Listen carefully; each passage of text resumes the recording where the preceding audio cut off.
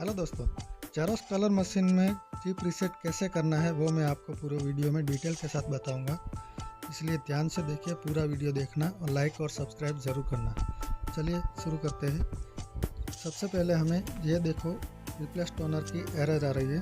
इसको एरर को हमें क्लोज कर देना है। फिर हमें मशीन स्टेटस बटन दबाना है।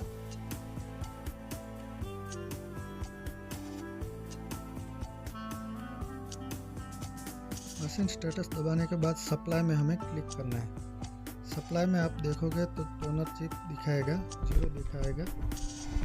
मैं आपको लाइव दिखाऊंगा जो भी है, वैल्यू क्या डालना है, चिप रीसेट कैसे करना है वो सब। ये देखो, सब चिप है 0 बता रहा है, सब टोनर की चिप। अभी हम सबसे पहले 0 को दबाएंगे 10 सेकंड के लिए। 0 को 10 सेकंड दबाने के बाद सीधा स्टार्ट बटन दबाना है। फिर पासवर्ड मांगेगा। पासवर्ड हमें डालना है 6789।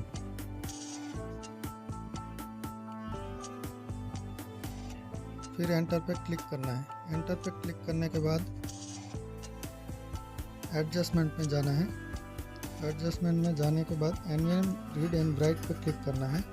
फिर हमें 754 और 494 पे क्लिक करना है। फिर हमें रीड करना है।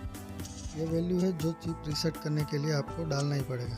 फिर हमें 495 इसके ऊपर रीड करना है। फिर हमें 496 इसे एक एक बढ़ाने के बाद रीड करते जाना है। नीचे लिखा हुआ आ जाएगा।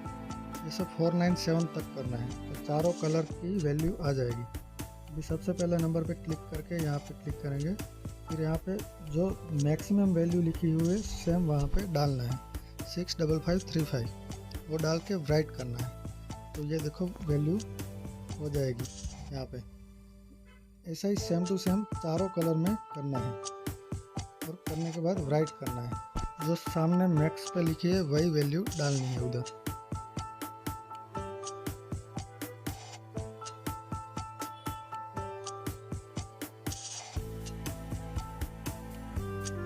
ये चारों कलर की वैल्यू है CMY के। सब में वैल्यू डाल दी, सबकी हो गई। अभी क्लोज करना है। क्लोज करने के बाद कॉल क्लोज आउट और एग्जिट एंड रिबूट। अभी मशीन रिस्टार्ट होगा। मशीन रिस्टार्ट होने में थोड़ा टाइम लगेगा, 4-5 मिनट। उसके बाद देखते हैं हम।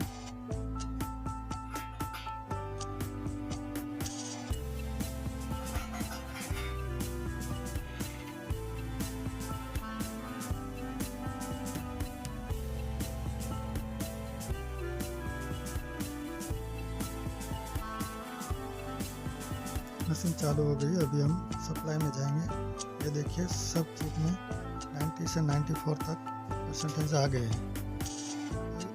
आपने देखा कैसे आपको चिप रीसेट करना है, कैसे वैल्यू डालनी है। वीडियो अच्छा लगा तो लाइक और सब्सक्राइब करना ना भूलें।